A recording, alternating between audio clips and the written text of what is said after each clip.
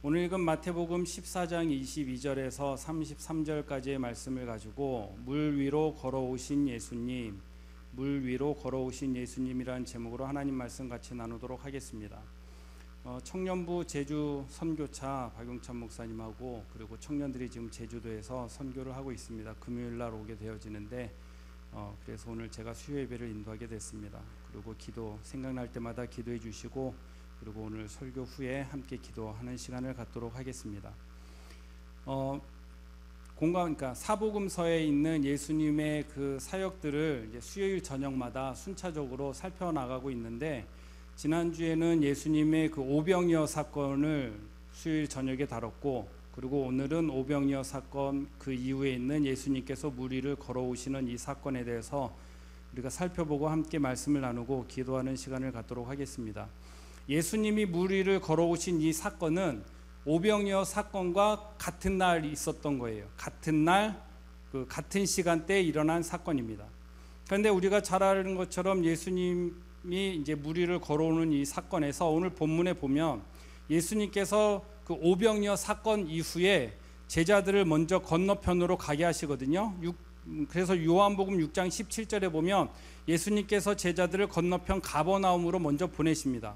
그리고 23절에 보면 예수님께서 따로 기도하러 산에 올라가시게 되는 말씀이 23절에 기록되어 있는데, 그러면 여기서 질문, 예수님께서 왜 기도하러 따로 혼자 산에 올라가셨습니까? 그렇죠? 기도하러 따로 기도하러 산에 올라가셨습니다. 그것이 마태복음 14장 23절과 마가복음 6장 46절에 예수님이 기도하러 따로 산에 올라가셨습니다. 또 한 가지 이유가 있어요. 예수님께서 왜 산 위로 올라가셨을까요? 요한복음 6장 15절에 보면 예수님께서 오병이어 사건 이후에 사람들이 배불리 먹고 보리떡과 물고기가 많이 남은 그 사건 이후에 사람들이 어떤 반응을 보였냐면, 요한복음 6장 15절에 보면 그들이 와서 예수님을 억지로 붙들어 임금을 삼으려고 하는 그러한 분위기가 조성이 됐어요. 그래서 요한복음 6장에 보면 예수님께서 예수님을 따로 억지로 붙들어 임금을 삼으려고 하는 것을 아시고 다시 혼자 산으로 떠나가시게 되었다라고 요한복음 말씀하고 있습니다. 그렇다고 한다면 종합해 보면 예수님께서 오병이어 사건 이후에 왜 산으로 올라가셨습니까? 기도하러 산에 올라가셨고, 또한 사람들이 예수님의 그 오병이어 사건으로 인해서 임금 삼으려고 하는 그런 모습을 아시고 혼자 산으로 올라가셔서 기도하러 산에 올라가셨다라는 것을 우리가 정리할 수가 있습니다. 그리고 제자들은 요한복음 6장 17절의 말씀처럼 건너편 가버나움으로 먼저 보내셨습니다. 그런데 제자들이 가버나움으로 가는 과정 속에 24절에 보면은 바람이 거스름으로 물결로 말미암아 제자들이 고난을 당하게 됩니다. 그리고 25절에 보니까 밤사경에 예수님께서 바다 위로 걸어서 제자들에게 오셨다라고 성경을 말씀하고 있어요. 저는 이 말씀을 묵상하면서 궁금증이 생긴 것이 하나 있었습니다. 그 궁금증이 뭐냐면, 왜 예수님께서 굳이 바다 위를 걸어서 예수님이 제자들에게 오셨냐라는 거예요. 왜 예수님이 그 바람과 파도가 일렁이는 물 위를 걸어서 예수님이 제자들에게 오셨을까요? 이건 소그룹 모임에서 이거를 이제 토의하면서 질문을 던지는데, 우리가 이제 인원이 많다 보니까 대답은 듣기가 좀 어려울 것 같고, 왜 오셨을까요? 예수님이 제가 대답하고 빨리빨리 넘어가겠습니다. 설교를 빨리 끝내고 기도하는 시간을 많이 가질게요. 요한복음 6장 17절에 보면 이렇게 말씀하고 있어요. 이미 어두웠고 예수는 아직 그들이 오시지 아니했는데, 마가복음 6장 48절에 보면 바람이 거스름으로 제자들이 힘겹게 노젓는 것을 보시고, 그러면 예수님께서 바다 위를 걸어서 이 제자들에게 왜 오셨다라는 거예요? 제자들이 이 바람으로 인해서 힘겹게 노젓는 것을, 마가복음 6장 48절에 힘겹게 노젓는 것을 보시고 밤 사경쯤에 바다 위로 걸어서 그들에게 오셨다라는 거예요. 예수님이 굳이 왜 그 바다 위를 걸어서 오셨는가? 예수님이 오병이어 사건을 그 기적을 행하시고 귀신을 쫓아내고 병든 자들을 고치시는 그러한 능력이 있는 분뿐만 아니라 나 물 위도 걷는다 이것을 보여주기 위해서 굳이 오신 게 아니라 왜 그 바다 위를 걸어오셨다라는 거예요? 제자들이 힘겹게 노젓는 것을 어디서? 그 산에서, 기도하러 올라가신 그 산에서 제자들이 힘겹게 노젓는 것을 보셨다라는 거예요. 그럼 이 본문을 통해서 우리가 적용할 수 있는 게 뭡니까? 예수님은 우리에게 오시는 분이시다. 어떤 위치에 있는 우리에게 힘겹게 노젓는 모습을 보시고 예수님이 우리를 찾아와 주시는 분이시다라는 거예요. 이 바다 위에, 이 호수 위에 힘겹게 노젓는 것, 이 제자들이 바람으로 인해서 힘겹게 노젓는데 성경은 뭐 어떻게 얘기하고 있냐면 요한복음 6장에 보면 힘겹게 노젓는 것을 노를 젓는데 어느 만큼 약 10여리쯤 이 노를 저었다라는 거예요. 10여리를 미터로 계산하니까 약 800m쯤 이 제자들과 이 배에 있는 사람들이 힘겹게 노를 저어서 육지로 가기 위해서 노력하고 있다라는 거예요. 그렇게 노력해서 약 800m 정도 가도 이 바람과 파도를 이겨내지 못하는 이 고난당하고 있는 제자들을 향해서 예수님이 바다 위를 걸어서 물 위를 걸어서 제자들에게 오시는 거예요. 그런데 제자들의 반응이 어떻습니까? 유령이다 라고 외치는 거예요. 그러지 않겠습니까? 힘겹게 노를 젓는데 뭔가 물체가 이렇게 쓱 오는 거예요. 모두 유령이다 라고 얘기할 때 예수님께서 제자들에게 말씀하신 게 뭡니까? 안심하라니? 안심하라. 내니 두려워하지 마라. 요한복음에도 6장 20절에도 내니 두려워하지 마라. 마태복음 14장 27절에도 예수께서 즉시 이르시되 안심하라 나니 두려워하지 말라라고 말씀하고 있다라는 것이죠. 예수님이 우리에게 주시는 메시지가 이거 아니겠습니까? 우리의 삶의 여정에서 우리에게 던져주시는 메시지가 뭘까요? 안심하라 내니 두려워하지 말아라. 이 모습을 보면 흡사 우리의 인생과 너무 비슷한 것 같지 않습니까? 인생을 항해로 누군가는 표현을 했는데 그런 것 같아요. 그런데 이 인생의 항해는 누군가의 도움을 받을 때도 있지만 때로는 나 혼자 망망대해를 가는 것 같은 그런 상황 속에 있지 않겠습니까?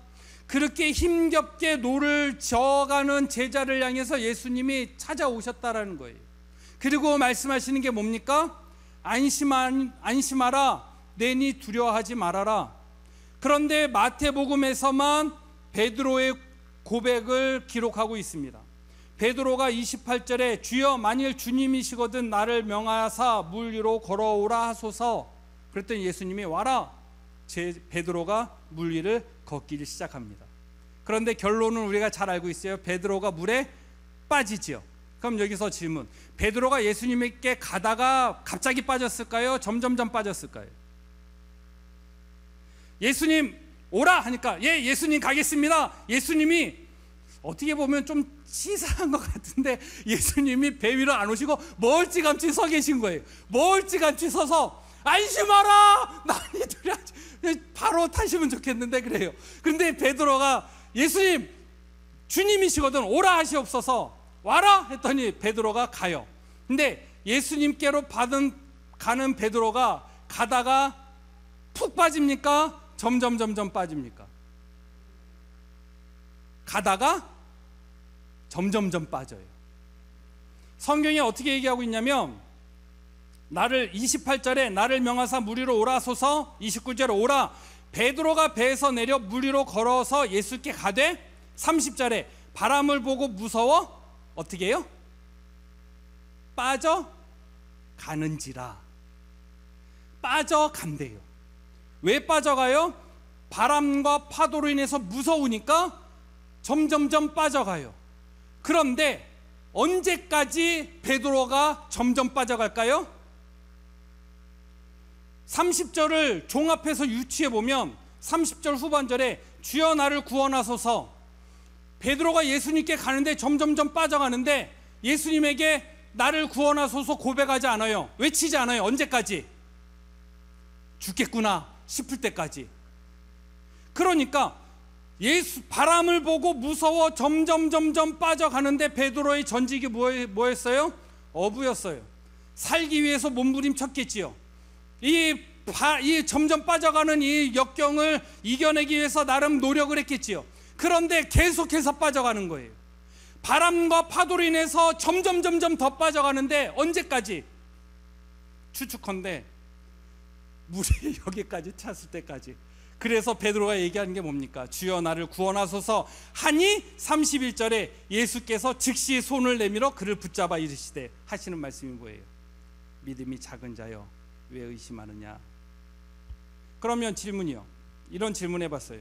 그럼 베드로가 전에는 믿음이 있었습니까? 없었습니까? 믿음이 있었어요? 없었어요? 있었어요. 왜냐하면 믿음으로 그 물 위를 걸어왔잖아요. 또 그 전에 어떤 사건이 있었습니까? 예수님이 제자들을 둘씩 보내면서 귀신을 쫓아내는 능력도 주시고 병 고치는 능력도 주시고 제자들을 보내고 난 다음에 제자들을 통해서 귀신이 쫓아나가고 병 고침을 받고 그 일이 일어나니까 제자들이 예수님께 모여서 뭐라고 그래요? 예수님, 우리를 통해서 귀신이 쫓아나고 병 고침을 받는 역사가 일어났습니다. 그 일이 오병이어 사건 바로 전에 일어났어요. 그리고 예수님이 그 모여든 제자를 향해서 하신 말씀이 너무 바빠서 밥 먹을 겨를도 없는 제자들을 향해서 잠시 쉬어라. 그리고 오병이어 사건이 일어났어요. 그럼 제자들이 믿음이 있었습니까? 없었습니까? 믿음이 있었어요. 그런데 오늘 본문 예수님이 베드로에게 하시는 말씀이 뭐예요? 31절에 믿음이 작은 자여 왜 의심하느냐? 라고 말씀하고 있는 거예요. 하나님의 능력을 경험했고 하나님의 기적을 경험했고 바로 배 타기 전에 오병이어 사건을 경험했던 베드로의 믿음이 어디가 있는 거예요? 없어진 거예요. 그러면 지난번에 화요 중보기도 저희 장례 때문에 제가 화요 중보기도를 화요 구국기도회를 인도한 적이 있었거든요. 그때 화요 구국기도를 인도하면서 우리 같이 구국기도하는 성도님들에게 물었어요. 기도하는 기도의 용사는 아프면 됩니까? 안 됩니까? 물어봤어요. 다시 물을게요. 우리 수요 기도에 오시는 기도의 용사분들은 아프면 됩니까? 안 됩니까? 안 돼요? 그럼 아플 수 있습니까? 없습니까? 그럼 우리는 이런 약간의 신앙의 딜레마와 신앙의 약간의 그 위선들이 이게 공존해 있는 거예요. 기도의 용사들도 아플 수 있습니까? 없습니까? 아플 수 있어요. 그럼 아프면 됩니까? 안 됩니까? 아플 수 있어요. 왜 안 돼요? 아플 수 있죠. 오늘 베드로의 모습이 이와 같은 거예요. 믿음이 있다가 믿음이 없었던 거예요. 처음부터 베드로가 믿음이 없었던 사람이 아니에요. 그런데 이 예수님의 고백, 믿음이 작은 자여 왜 의심하느냐, 이 고백이요, 신앙생활하는 어떻게 축소시킵시다. 저의 모습과 이 모습이 흡사 똑같다는 거예요. 믿음이 있을 때도 있고 믿음이 없을 때도 있어요. 하나님의 능력을 나타났던 때가 있고, 왜 하나님 우리는 이 귀신을 쫓아내지 못했습니까? 그러한 모습이 있을 때가 있다라는 거예요. 그런데 이 본문에서 우리가 눈여겨봐야 될 것은 믿음이 없어서 점점 빠져갈 때 베드로의 모습이에요. 물에 점점 빠져갈 때 왜 베드로는 예수님께 주여 나를 구원하소서 왜 즉각 고백하지 못했을까라는 질문을 스스로 던져지게 되어진다는 거예요. 신앙생활할 때 내가 점점 물에 빠져간다, 내가 점점 물에 빠져가고 있구나, 이것을 스스로 감지할 수 있는 확률이 높을까요, 낮을까요? 대부분 낮아요. 내가 병 들어가는구나, 내가 나이 들어가는구나 라는 것을 내가 나이 들어가는구나, 이거를 스스로 언제 감지해요? 진짜 폭삭 늙었을 때 감지하게 돼요. 그렇지? 매번 오르던 산을 오르다가 이게 체력이 안 되는 거야, 그때. 그런데 더 정확하게 누가 알 수 있어요? 주위 사람들이 알아요. 내가 신앙이 점점 물에 빠져가는구나 라는 것을 나 스스로 감지할 때는 진짜 이마만큼 차가지고 죽기 직전에 그때 감지해요. 그런데 이 사람이 점점 빠져가는구나, 이것을 누가 제일 잘 감지할 수 있어요? 구역장님, 부구역장님, 조장님, 담임 목사님, 교역자들, 그분들이 가장 먼저 감지해요. 그래서 뭐 하는 거예요? 그래서 전화하는 거예요. 물에 빠지지 말라고. 그래서 신방하고 전화하고 기도 자리에 나오고 예배 자리에 나오라고 그렇게 하는 거 아니겠습니까? 그런데 베드로는 그러지 않았어요. 여러분, 언제 그럽니까? 진짜 죽을 것 같을 때. 그런데 더 재밌는 거는 빠져가는 베드로를 예수님이 그냥 보고 계셨다라는 것이죠. 주여 나를 구원하소서라고 할 때 31절에 예수님께서 어떻게 하십니까? 즉시 손을 내밀어 그를 붙잡아 일으키신다라는 거예요. 여러분, 신앙생활은 그래서 행복한 거예요. 어느 누구 붙잡고 인생이 행복하고 인생이 어려움 없이 평탄하다라고 누가 얘기할 수가 있겠습니까? 저는 어렸을 때는 잘 몰랐어요. 청년 때는 주위에 친구들이 술 마시는 거는 인생이 괴로워서 술 마시는 줄 알았어요. 그런데 어느 정도 되니까 술이 좋아서 마시는 거더라고요. 그런데 그 사람들의 얘기를 듣다 보면 결국에는 끝에는 뭐라 그래요? 어느 누구는 술 마시고 취해서 울어요. 인생이 힘들다고 울고. 그리고 어느 정도 취하면 인생이 왜 이러냐고 한탄하고. 그리고 술의 힘을 빌어서 자신의 인생을 한탄하는 모습들을 너무 많이 보게 되어진다는 거예요. 그렇지 않아요? 그런데 우리는 어떤 삶을 살아갑니까? 주여 나를 구원하소서라고 할 때 예수님이 붙잡아 준다라는 거예요. 더 재밌는 거, 베드로가 걸어왔던 그 길을, 혼자 걸어왔던 그 길을, 물에 빠졌던 그 길을, 점점 빠져왔던 그 바다 위를, 물 위를 예수님이 함께 걸어서 다시 바다 위, 배 위로 돌아오신다라는 거예요. 너무 재밌지 않아요? 그리고 난 다음에 그 사건을 통해서 사람들이 뭐라고 고백합니까? 33절에 진실로 하나님의 아들이로소이다라고 고백하게 되어진다라는 거예요. 우리의 인생의 항해와 인생의 여정을 통해서 먼저 우리가 이런 베드로와 같은 고백이 있기를 소망합니다. 조금 힘들어요? 버티지 마시라고요. 조금 아프면 병원 빨리빨리 가셔야 돼요. 조금 힘들면 어떻게 해야 돼요? 주여 나를 구원하소서. 어려운 일 있으면 좀 견딜만 하구나, 이거 내가 할 수 있겠구나, 그거 말고요, 주여 나를 구원하소서. 이것이 신앙생활이에요. 그럴 때 예수님이 베드로가 30절에 주여 나를 구원하소서 하니 31절에 예수께서 즉시 손을 내밀어 그를 붙잡으시며 말씀하시잖아요. 예수님과 동행하는 신앙생활을 하는 저와 여러분 되기를 소망합니다. 제가 40평생 살아보니까 40평생 쉽지 않더라고요. 그러면 남아있는 인생도 쉽지 않을 것이다 라고 추측을 해요. 그러나 오늘 본문 말씀을 통해서 한 가지 하나의 무기를 붙잡게 되어집니다. 그게 뭡니까? 주여 나를 구원하소서. 건강, 이거는 진짜 누구도 장담할 수 없는 것이더라고요. 그럴 때 어떻게 돼요? 주여 나를 구원하소서. 하나님 나를 고치시든지 나를 붙드셔서 이겨내게 하시든지, 아니면 나를 빨리 데려가시든지. 세 번째는 빼고 주여 나를 고치시든지, 주여 나에게 힘을 주셔서 이걸 이겨내게 하시든지, 그렇게 하나님과 동행하면서 살아갈 수 있는 저와 여러분 되기를 소망합니다.